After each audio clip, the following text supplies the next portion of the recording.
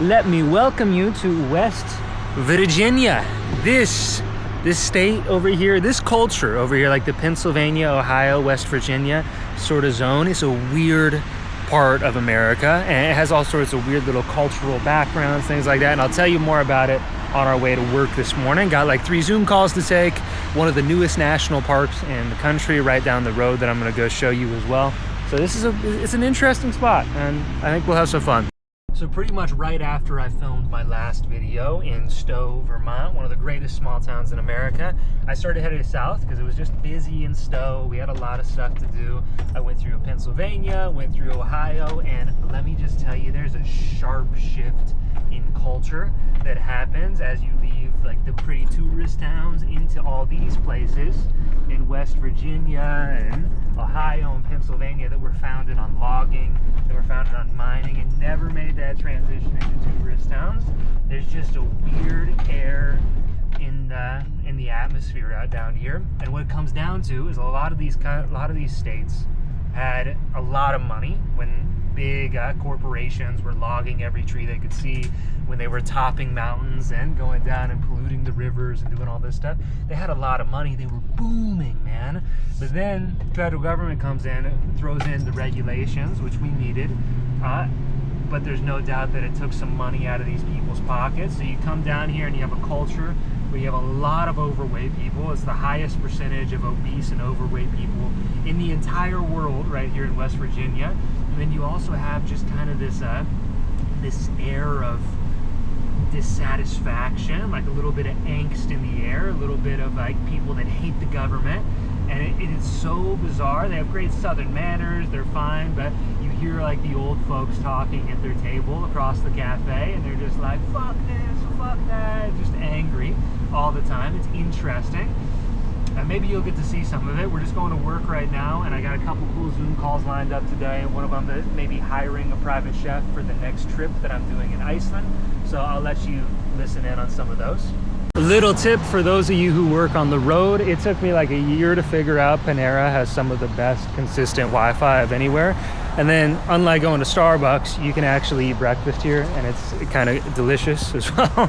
So one of the best places for remote work if you work on your laptop and travel on the road.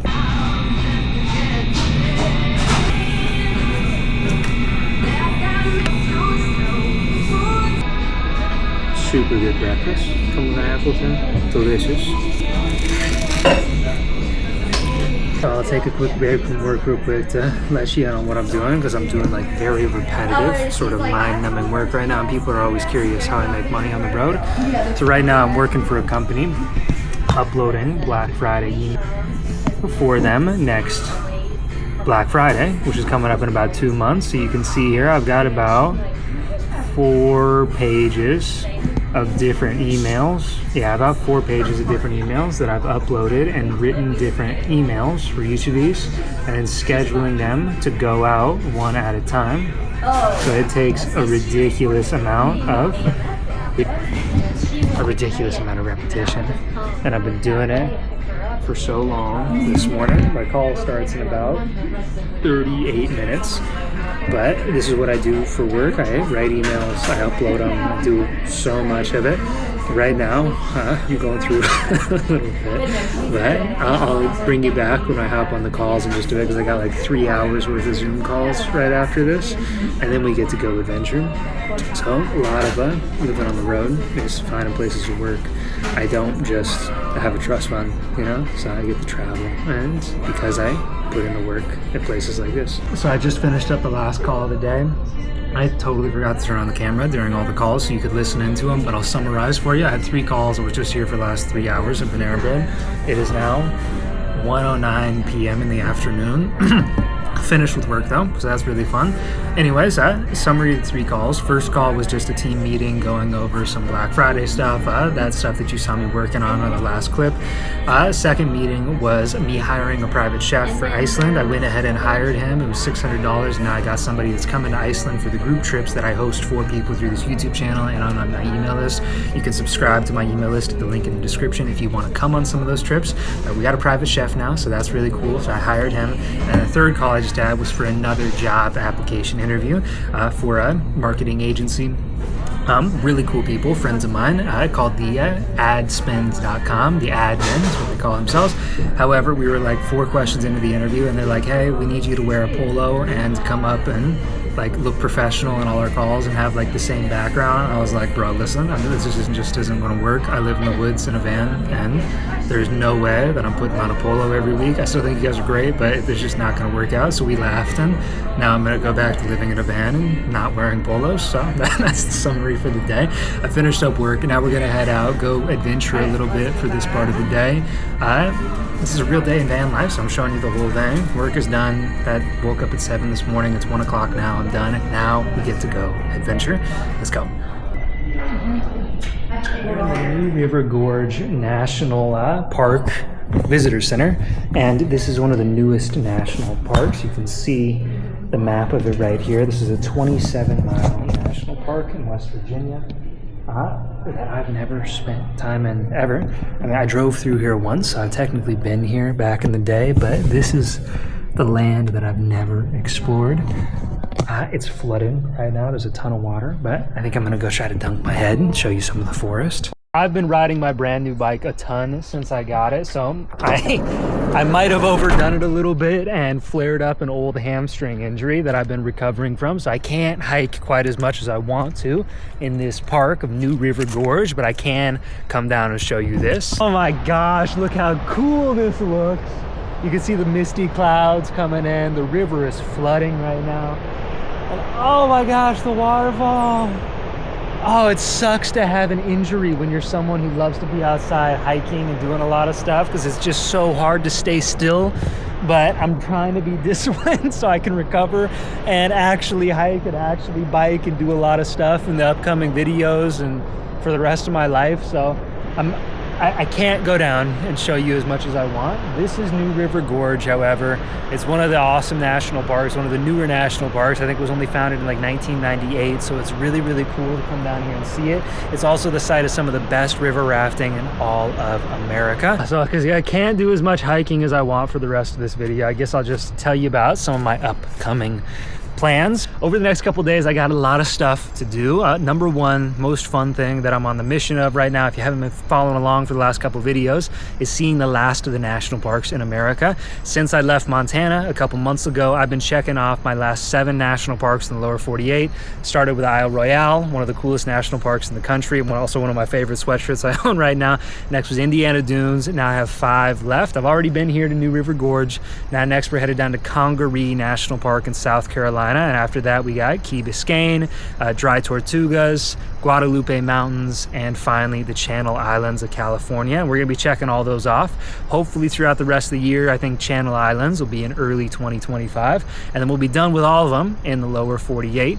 So that'll be really, really cool. That's the plans right now. I would be running through the forest with you, but it turns out that we just got to heal right now. So I'm just going to go down and find a little restaurant, probably just a little grocery store, get a little bit of food, show you where I'm going to end up sleeping tonight. And then we're headed down towards Congaree National Park, 8 p.m. West Virginia. Pineapple for dinner because I'm honestly still a little full from the sandwich this morning. Activity level's gone way down with not being able to run so much. It kind of feels like a little bit of a slow day. But I'm trying to show you like the honest day in van life lately. Man, I miss being outside so much. About a year and a half ago, I really tore my hamstring bad. And a few months ago, I re-injured it. So I was coming back and I was doing great. That video in Vermont, I was feeling awesome, hiked to the top of a mountain. And then I just started riding my bike so hard. And woke up one morning and my leg was just like, dude, you overdid it. So I'm feeling, I hate this feeling so much, and it's so hard to stay still, and it's harder to film YouTube videos too, because I want to get outside and show you the cool stuff, but instead I'm just going to show you the honest part where sometimes it's just a really slow day. We work, we go look at a pretty view, take a nap in the van, and then eat pineapple for dinner. Like this is the day today. For being from West Virginia, the pineapple is super good. So people ask me all the time how I find places to sleep at night. this is honestly it. Like right now, I'm in a town in West Virginia I've never been to before. It is 8:19 p.m. It's dark. You can't see anything, and I don't have my phone on because I literally just started driving. And I walk up to an intersection, and I'm like, hey, you know what? This feels like a straight intersection. And then I keep going. Sometimes it takes 5 minutes. Sometimes it takes 40 minutes. But I almost always find a great place to sleep, and it doesn't bother me at all. So it's really pretty easy to find places to sleep after you've been on the road for a while. But like right down here, this looks like downtown. So I'm feeling like I gotta turn left here. I don't know why, but this is the spot. And then we'll see where this takes me. It's been maybe 20 minutes. I just found the place that I'm gonna try to sleep tonight, and I'll show you real quick. This is it. I have no idea where I am. There's like a sort of town road over here. There's a parking lot here.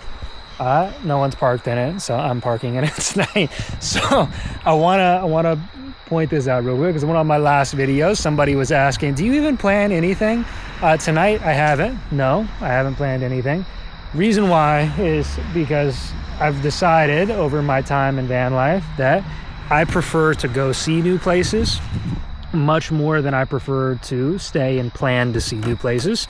So instead of waiting until things are perfect or trying to map out my route exactly, I go, man. That's the reason I've been to all 50 states in the country. That's the reason I've been able to see a lot of cool stuff.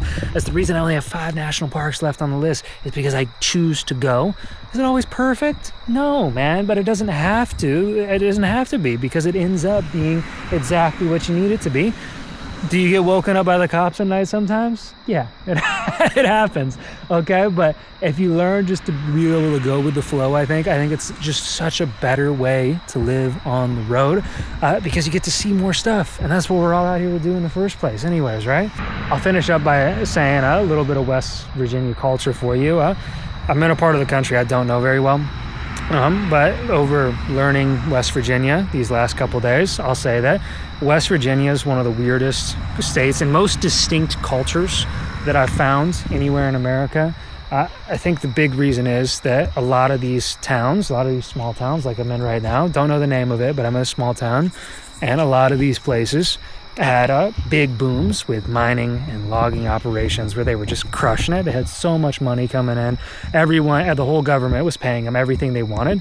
So then the government comes in and says, hey, you can't pollute our rivers anymore. You can't deforest everything that you see. We still want animals in the woods. All good things. But there's no denying it took money out of these people's pockets. So you get a lot of the older generation that have a lot of hate towards the government. A lot of, like, you'll hear these guys just saying awful stuff. And then to go along with that, you have a lot of kids that grew up in angsty environments, man, where they just weren't really cared about that much, where they just had that anger coming on to them all the time. So you walk around and you feel some of that, and then you have a lot of these towns that don't have a whole lot of money in them. So you have all these people that are much different than I think anywhere else in the country that I've been to so far. It's very distinct. And of course, good people everywhere. Most people are good, including here. Most people are good, but there's like a chip on the shoulder in this state that's fascinating. Despite that, they still have some of those polite Southern manners you've ever seen. So it's so bizarre. All right. Stay wild, be free. I'll see you in the next video when we're down in Congaree, or maybe on the coast of Virginia on the way down there. It'll be really fun. See you then.